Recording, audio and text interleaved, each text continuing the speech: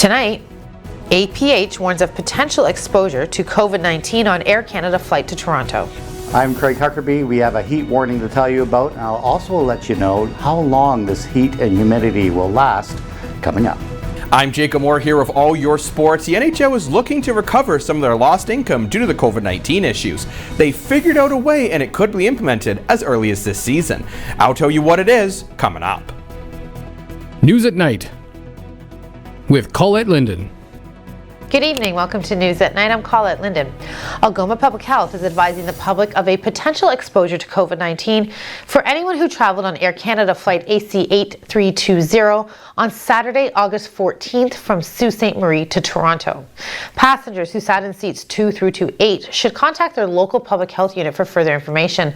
Anyone on board Air Canada flight AC 8320 on Saturday, August the 14th is advised to follow public health guidance, self-monitor for signs and symptoms of COVID-19 for 10 days from potential exposure, self-isolate immediately if symptoms develop, and seek testing if symptoms occur. APH is reminding you that to be fully immunized with the 2 doses of a COVID-19 vaccination provides the best protection against COVID-19 and its variants. With the Delta variant being the most dominant strain of COVID-19 in Ontario, as well as more dangerous and easily transmissible, there has never been a more important time to get fully vaccinated to protect yourself and the community. The vaccine is available at pop-up clinics, pharmacies, and primary care providers throughout Algoma. Ontario is reporting 485 new cases of COVID-19 today and 3 additional deaths. It is the second straight day that cases have dipped below the 500 mark. There were 348 cases reported on Tuesday. In a tweet, Health Minister Christine Elliott said 174 people are hospitalized with COVID-19, excluding ICU. Of those patients, 160 are not fully vaccinated or have an unknown vaccination status, while 14 are fully vaccinated. Elliott adds that a total of 20,295,518 vaccine doses have been administered, and 81.7% of Ontarians have had at least 1 dose, with 74% fully vaccinated. The Ministry of Health notes that due to technical issues at Critical Ontario, today's number of total patients in ICU is currently unavailable. Porter Airlines says it will require employees to be fully vaccinated or present a negative COVID-19 test administered within 72 hours of the start of their shift. The requirement comes ahead of the airline's plan to resume flights as of September the 8th. The federal government announced last week its intention to mandate vaccination for federally regulated employers and workers. The airline says once specific requirements from the government are known, its policy may evolve. Porter CEO Michael DeLuce says requiring vaccination or regular testing is a critical measure to protect the health of workers. Porter suspended operations on March 21st, 2020 due to the pandemic. Ontario's largest school board says 14% of its students have opted to learn remotely come September as the 4th wave of the COVID-19 pandemic takes hold. The Toronto District School Board numbers are roughly in line with its neighbors to the west, the Peel District School Board, where about 18% of elementary students and 20% of high schoolers have opted for virtual learning. But some other boards are reporting vastly different numbers. The Limestone District School Board, based out of Kingston, says only 2% of students will learn remotely when school resumes in September. Ontario's Ministry of Education mandated that boards offer both in-person and virtual learning options for the coming academic year. 2 members of the PC government have been given a Thursday deadline to get vaccinated against COVID-19 or face ejection from caucus. Government Whip Lorne Coe says in a letter that it was discussed at a caucus meeting that every member of the Progressive Conservative team must get vaccinated unless medically unable to do so. The letter obtained by the CP says members have until 5 p.m. on Thursday to provide Coe and the government House leader with proof of vaccination or a medical note. The note signed by a doctor or registered nurse must state that vaccination would be detrimental to the person's health or is unnecessary because of a past infection. A senior government source told the Canadian Press that the letter was sent to 2 unidentified Tory legislators who are not yet vaccinated against the virus. The directive comes as Premier Doug Ford has refused to mandate vaccinations for frontline health and education workers despite mounting calls to do so. Ford, who has personally been fully vaccinated and has repeatedly urged residents to get their shots, has said he believes individuals have a constitutional right not to take the vaccine. Ontario's Attorney General says the province is working on ways to clear a backlog of court cases caused by pandemic shutdowns.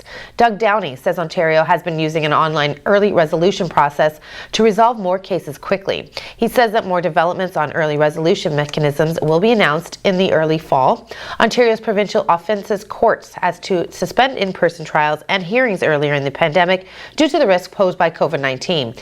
Downey also says the provincial government is in ongoing discussions with the judiciary and municipal clerks to find ways to work through all backlogged cases. Downey was asked about the buildup of cases during the virtual forum at the Association of Municipalities of Ontario's annual general meeting. Hi again, everyone. Well, a very warm day today in the Sault. We reached 29 degrees, felt like 35, and we're going to continue with those hot temperatures and humidity as well right through the weekend. I'll give you all those details in just a couple of minutes. On TV News, supported by the Canadian Bush Plain Heritage Centre, where adventure takes off.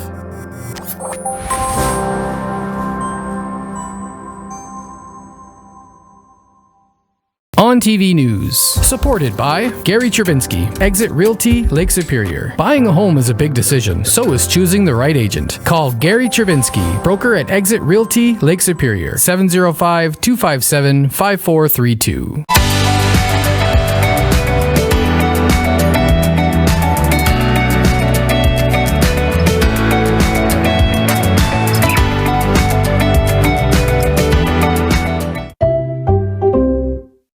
On TV News, supported by Maker North, 3D printing, laser cutting, 3D design, education, prototyping, and more.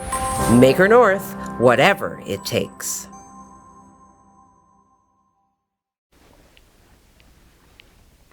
Welcome back, everyone. We're going to start with that heat warning issued by Environment Canada this morning. Please note that we are not in the heat warning yet. I anticipate we will be, though, tomorrow, or we're definitely into Friday, but most of northern Ontario seeing this very warm and humid air. And given temperatures like 40 degrees in Timmins and 40 degrees in Thunder Bay, you know it's coming our way. It's just a matter of days. Let's take a look at the satellite shot and we'll show you why we're seeing these very hot conditions. And it's because of this high pressure system, which is basically in the area, sitting here. What does high pressure do? It throws air down towards the Earth. The Earth, with the hot air, wants to rise. Well, that cold air is keeping that hot air at the surface, and that's the makings of a heat wave. We are not being called a heat wave yet. Traditionally, you need about 4 days of 30-degree temperatures to do that. We haven't quite hit that yet, but we will feel like a heat wave over the next couple of days. Well, let's take a look at the temperatures for tonight, only dropping down to 18 degrees. Factor in the humidity tonight, it's going to feel closer to 22, 23 degrees for the overnight. Same story pretty much for all of northeastern Ontario, seeing a very extremely warm night tonight and tomorrow night and Friday night. So let's take a look now at the systems for tomorrow. You can see we don't really have a lot of rain or any sort of systems to worry about as this high continues to pump up very warm air and now very humid air coming up towards the Great Lakes, and that is going to pool for the next couple of days. It will break at some point. Normally that's a cold front, and we do have a cold front we're watching coming in for late day Sunday into Monday. That could give us some severe weather. We're definitely watching that for you. But right now, this is your forecast for the next 12 hours. Your evening, 27 degrees for your evening temperature. It's going to feel even a little warmer than that with the humidity. 18 degrees, as I said, overnight tonight. With clear conditions and fog again in the morning. Then we're going to burn off that fog and we're going to do this again. It's going to be another hot day tomorrow. Matter of fact, it's going to be even hotter tomorrow. For Thursday, 30 degrees, 32 degrees on Friday, 30 degrees on Friday or on Saturday. And that's where we're going to start seeing a little bit of a system come in for Saturday. But right now, that looks like it's kind of breaking apart. And now we're watching Sunday night into Monday for some active weather. You can see the temperatures dropping off quite a bit. Monday at 24 degrees. So something could be happening. We'll be definitely watching that for you. Right now, let's watch Jacob Moore with sports, who has some news about the Maple Leafs entertainment and the COVID protocol for this season. Well, Craig, if you're looking to go to a Toronto Maple Leafs game, it might be a little more complicated now. The Maple Leaf Sports and Entertainment are looking to improve their health and safety protocols. I'll have more information on that, plus the rest of your sports, right after this break. On TV News, supported by James Seaton Mortgage Specialist. Your new home doesn't come with mortgage advice. I do. Call James Seaton Mortgage Specialist, RBC 705-975-1519.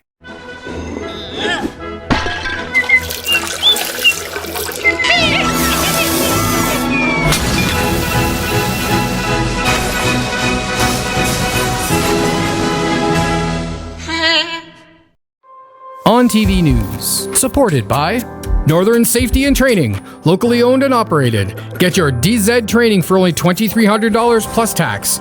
Call 705-987-8460 for more information.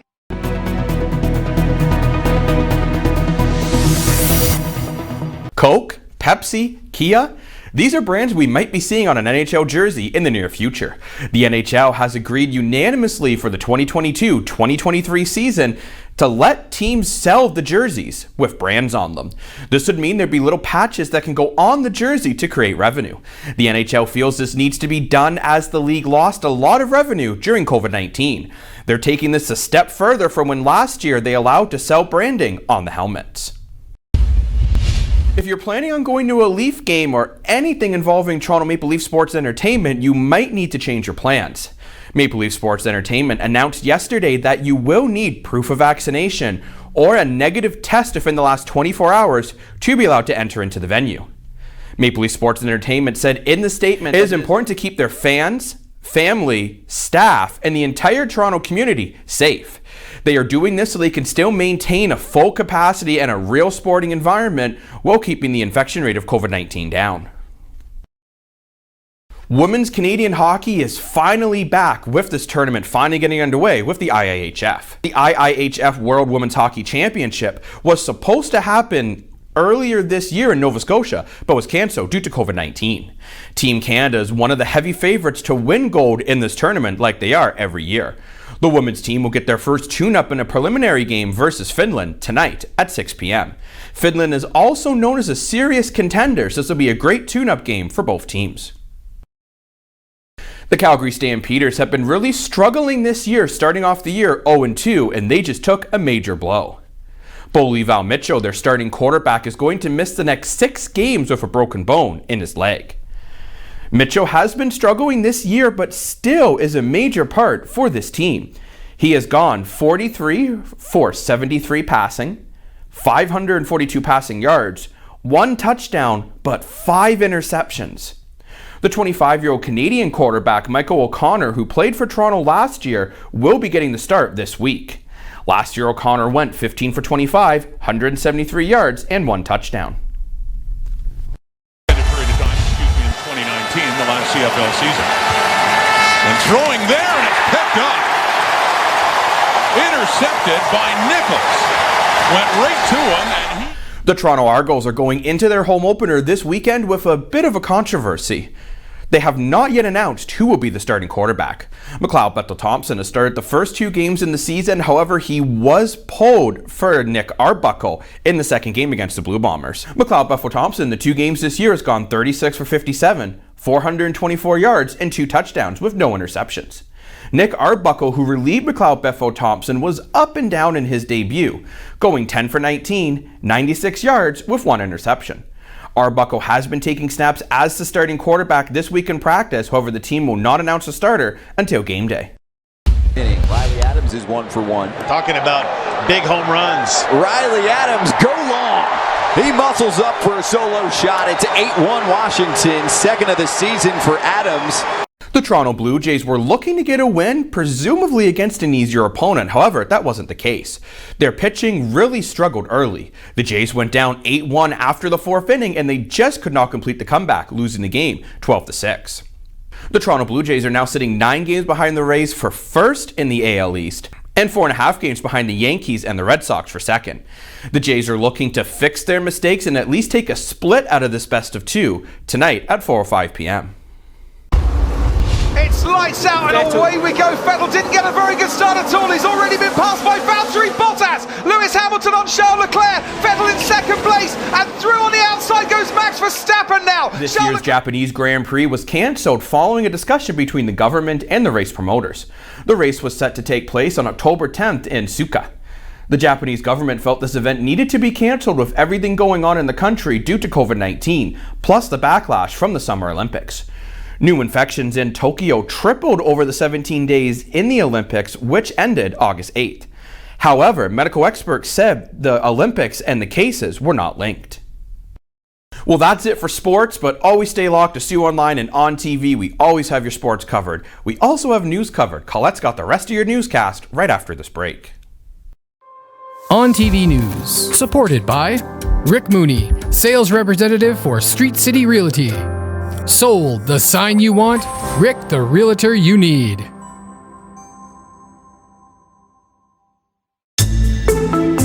Just once in a while, at parties and stuff. If that's what your kid says, they'll probably also tell you that it's not a big deal. But that's no reason not to talk about it. You could tell them that you think that's a good thing and that you're really happy they don't use it that often. Then ask them why. Maybe deep down they know it's bad. They just need your help realizing it. From there, it should be pretty easy to drop off the hint that their brain is still growing and that they shouldn't smoke pot. At least not until they're older. Visit drugfreekidscanada.org for more tools to help start the conversation. Loss is something that never leaves you. Donate $45 today to help victims of impaired driving. A message from MAD Canada.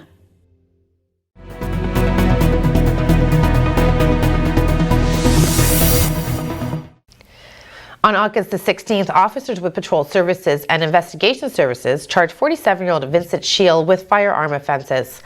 On July the 10th, the accused attended a residence in the 1300 block of Wellington Street East. While at this residence, a verbal argument ensued between the accused and the victim. At this time, it is alleged that the accused pulled a black handgun from his waistband and began waving it around during the argument. The accused left the residence a short time thereafter. The incident was reported and officers attended and began an investigation. As a result of the investigation, a warrant was requested and issued for the accused arrest for numerous firearm offenses. On August the 16th at around 7:30 p.m., officers located the accused in the 700 block of Frontenac Street. Due to the nature of the warrant in place and in the interest of public safety, officers contained the area. With the area contained, the officers observed the accused attempt to flee the area on foot. A short foot pursuit ensued, and officers successfully executed a high-risk takedown and arrest. He was charged and several offenses, held for bail court, remanded into custody, and is scheduled to appear in court today. New data shows opioid deaths and emergency department visits for overdoses in Ontario were up significantly in 2020 compared to the year before. Figures released by Public Health Ontario show fatal opioid overdoses were up 60% across the province in 2020. The Arm's Length Agency says there were 2,422 opioid deaths in 2020 versus 1,516 deaths the year before. Emergency department visits for opioid overdoses increased nearly 20% from 10,478 visits in 2019 to 12,513 last year. The data shows hospitalizations due to opioids changed little across the province in 2020. Those researchers found that opioid overdose deaths were up more than 75% after COVID-19 hit in March of 2020 compared to that of the year before. They found that the rate of opioid fatalities accelerated during the pandemic. The researchers said that the spike in deaths was due to an increasingly unpredictable drug supply that is contaminated and toxic, largely due to the deadly opioid fentanyl. Changes in access to health care when the pandemic hit and the lack of supports for users also contributed to the increase, the researchers said. Major General Danny Fortin has been charged with one count of sexual assault in Gatineau. The former head of Canada's COVID-19 vaccine rollout was abruptly replaced in May, 5 days before the Canadian Forces National Investigation Service referred a sexual misconduct investigation to the Quebec Prosecution Service to determine whether charges should be laid.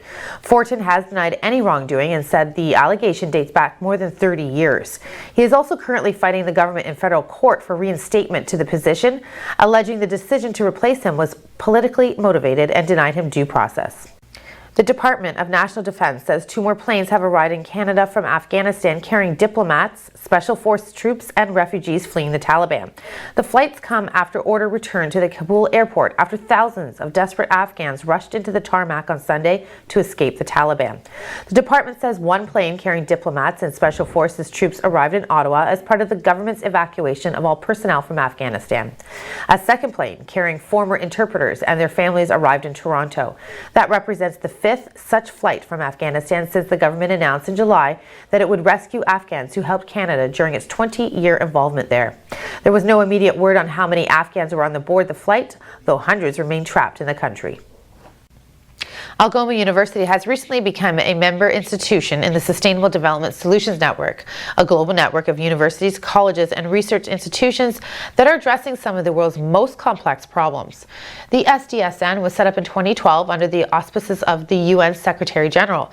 SDSN mobilizes global scientific and technological expertise to promote practical solutions for sustainable development, including the implementation of the 17 Sustainable Development Goals and the Paris Climate Agreement. SDSN works closely with United Nations agencies, multilateral financing institutions, the private sector, and civil society.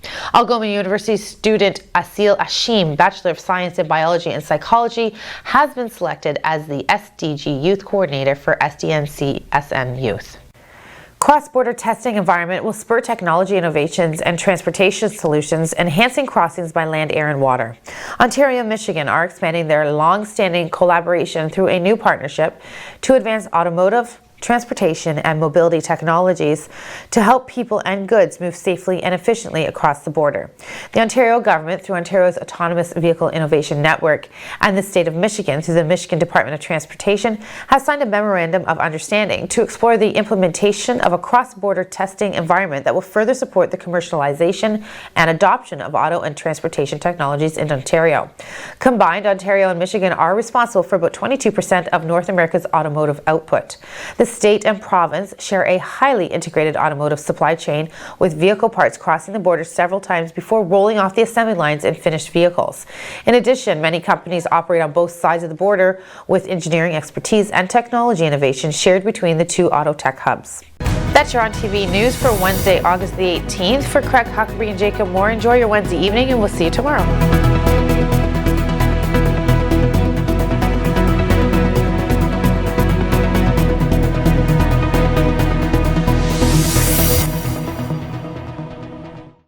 On TV News, supported by Tenaris Algoma Tubes. Kickstart your career. Tenaris is rapidly growing in Sault Ste. Marie and looking for individuals interested in rewarding production and technician roles. If you are ready for a progressive career opportunity with benefits in advanced manufacturing, then please send your resume to resumes@tenaris.com.